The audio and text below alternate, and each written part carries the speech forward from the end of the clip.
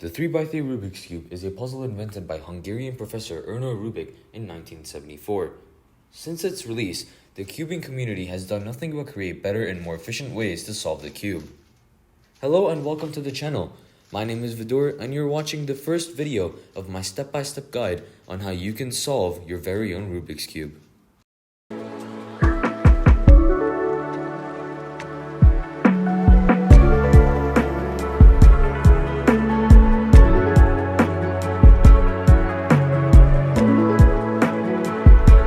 Alright, so before I get into the video, I just want to clarify something up a little bit. Because some of you might be wondering, what's in it for you when you learn how to solve a cube? What could you gain from this?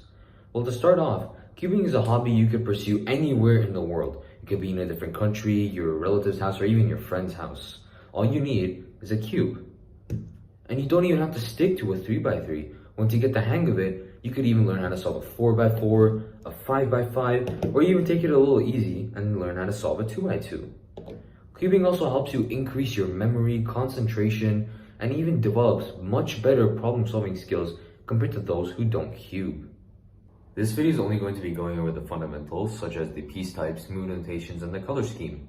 However, I still do recommend that you have a cube for the duration of the video, so it's easy for you to understand what I'm saying. If you don't have one of these already, I suggest you check out the links in the description and buy yourself a cube from one of the online stores.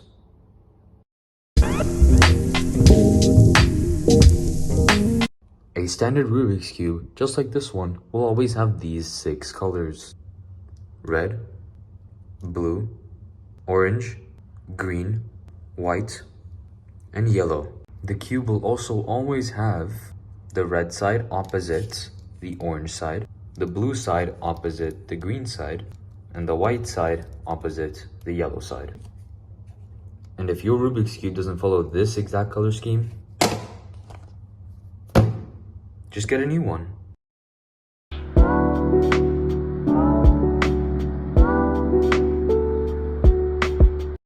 The Rubik's Cube has 3 different types of pieces. The first type of piece is the corner piece. The 3x3 Rubik's Cube has 8 of these pieces, and these pieces could also twist when solving.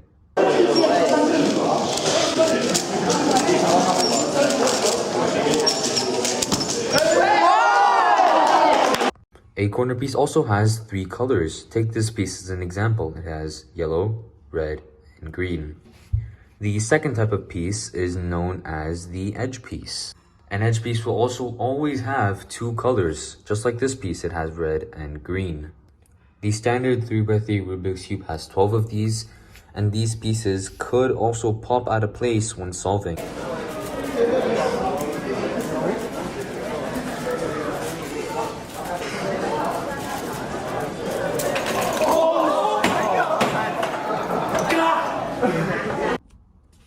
The last type of piece is the centerpiece. Centerpieces are unable to move because they are attached to the core of the cube, and each centerpiece only has 1 color on it.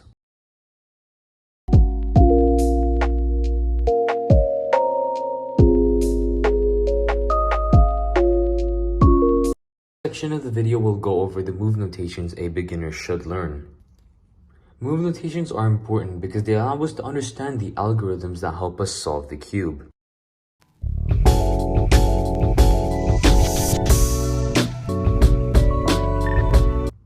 This set of move notations are for the right-hand side of the cube.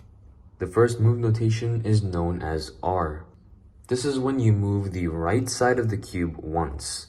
So you want to hold the cube like this, and you just want to turn the right side up once. The notation R prime is when you move the right side of the cube down once instead of up. So you want to just hold the cube like this and just move the right side down once. The move notation R2 is when you move the right side of the cube twice. The direction doesn't matter. Here you can hold the cube like this, and you can just move it up twice or down twice.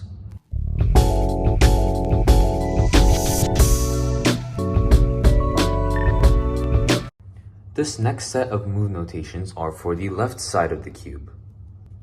The notation L is when you move the left side of the cube down once. Keep in mind that opposite sides have opposite move directions. So the move notation L would be represented by moving the left side down once. So you would hold the cube like this with your left hand, and you'd move the left side down once. This is L. The notation L prime is when you move the left side of the cube up once. So again, you would just hold the cube like this, and you would just move the left side up. L2 is when you move the left side of the cube twice. The direction, once again, doesn't matter. So you can just hold the cube like this, and just turn the left side up twice or down twice.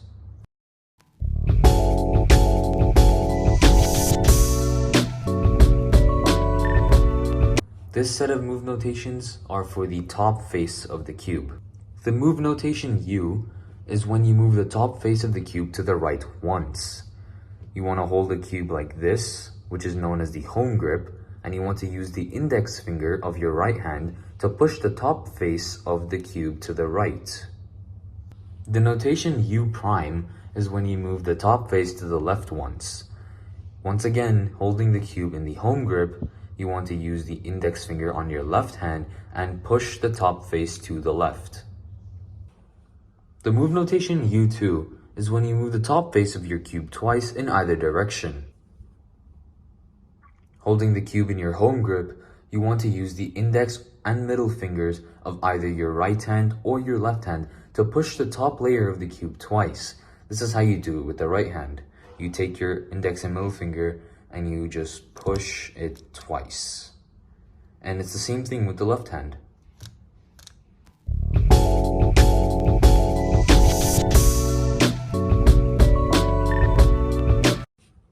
This group of move notations are for the bottom face of the cube.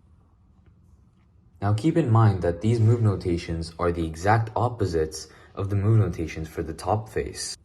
The move notation D is when you move the bottom face of the cube to the left side once, opposite the direction of the move U. So you want to hold your cube in the home grip and use your ring finger on your left hand to push the bottom face to the left. D prime is when you move the bottom face to the right once. Once again, holding the cube in your home grip, you want to use the ring finger on your right hand to push the bottom face of the cube to the right. The move notation D2 is when you move the bottom face of the cube twice in either direction. You want to hold the cube in your home grip, and this time you want to use your ring and pinky finger to move the bottom face twice.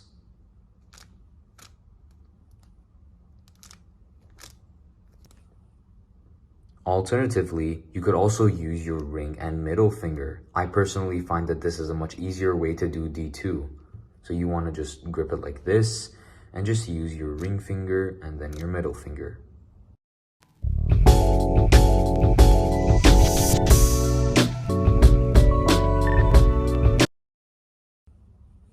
This notation set is for the front face of the cube. The move notation F refers to moving the front side of the cube clockwise once. The way you want to do this is you first want to hold your cube like this, and you want to use your index finger on your right hand to push the front side clockwise.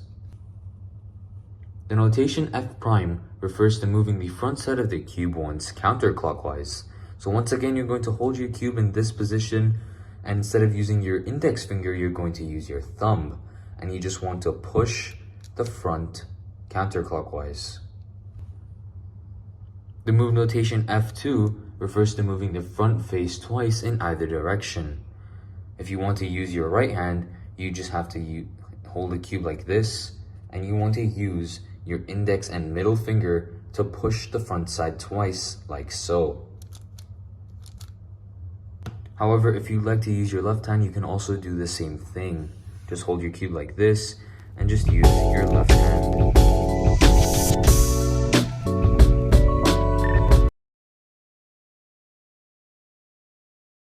So this last set of move notations is for the back face of the cube. The move B refers to moving the back face of the cube once counterclockwise, which is opposite the direction of the move F. Holding the cube in your home grip, you want to start moving your right hand like this, and you just want to use your index finger to push the back face counterclockwise. The move B prime refers to moving the back face of the cube once clockwise, which is opposite the direction of the move B. The way you want to do this is you want to hold your cube just like this, and using the index finger on your left hand, you want to just push the back face of the cube clockwise. And lastly, B2 refers to moving the back face twice in either direction. You just want to hold your cube like this and use either your left hand or right hand to push the back face twice in either direction. You can do this like so.